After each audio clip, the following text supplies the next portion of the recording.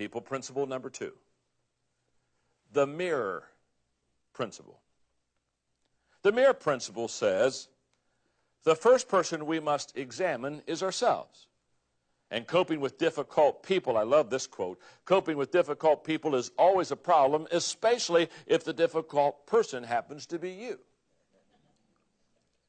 And the question I must ask myself, have I examined myself and taken responsibility for who I am?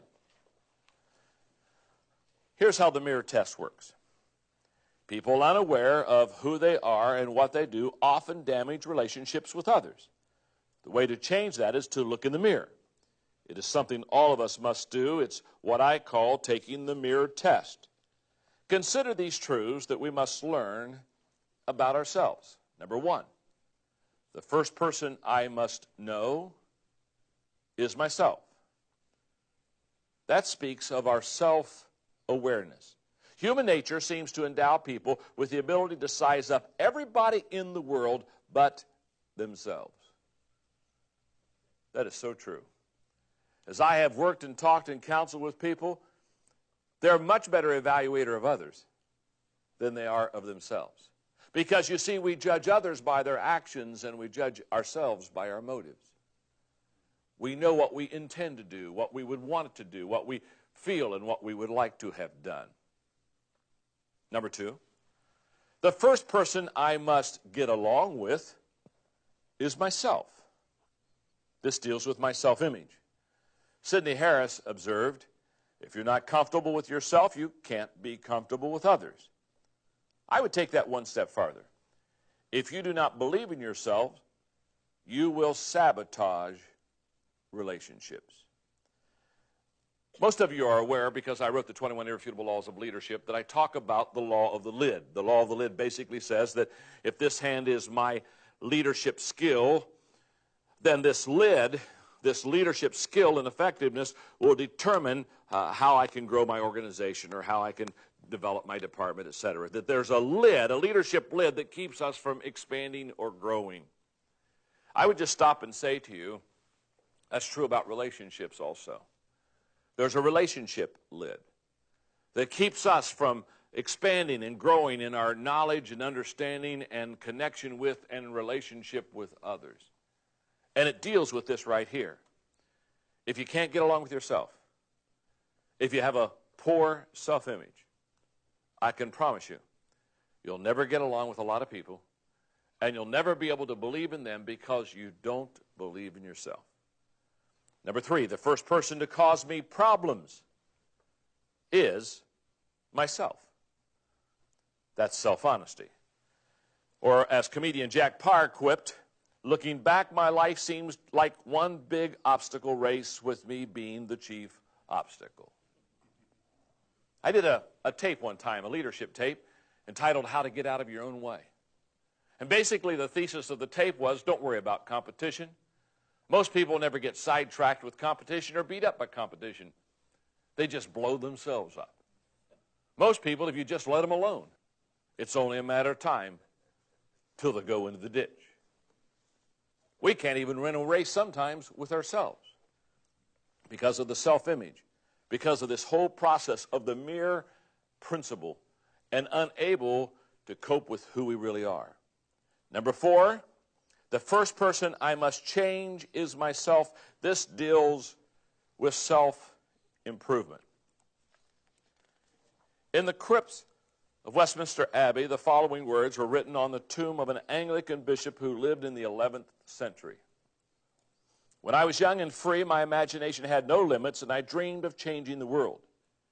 As I grew older and wiser, I discovered the world would not change, so I shortened my sights somewhat and decided to change only my country. But it too seemed immovable.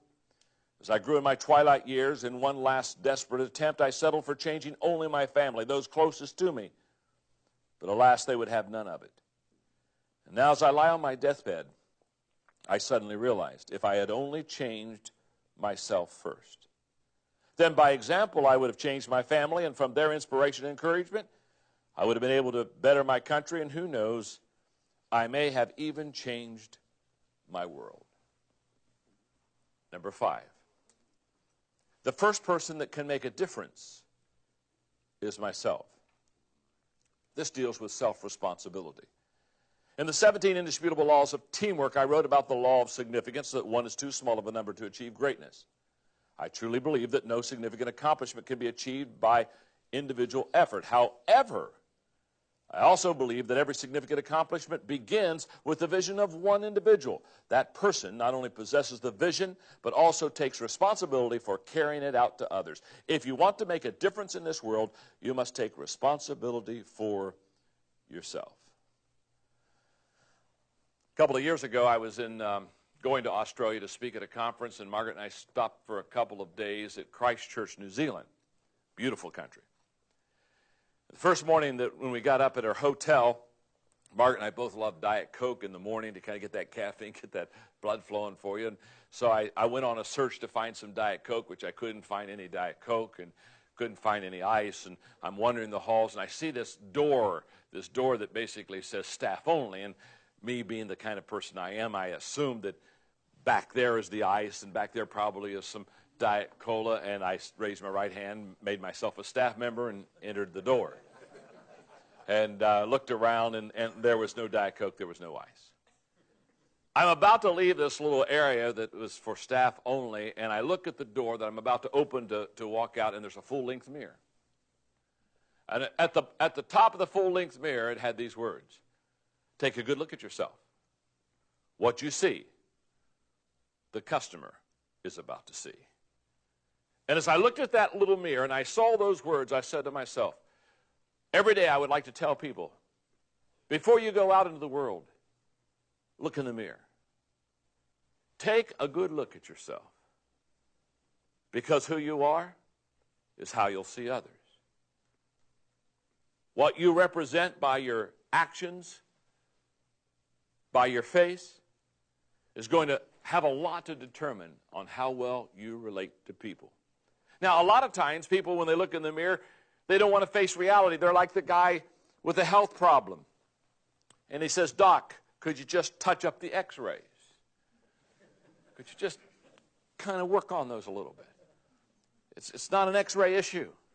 It's something that you and I have to do as we look in the mirror.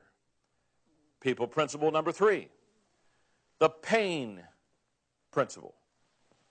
The pain principle says, hurting people hurt people and are easily hurt by them.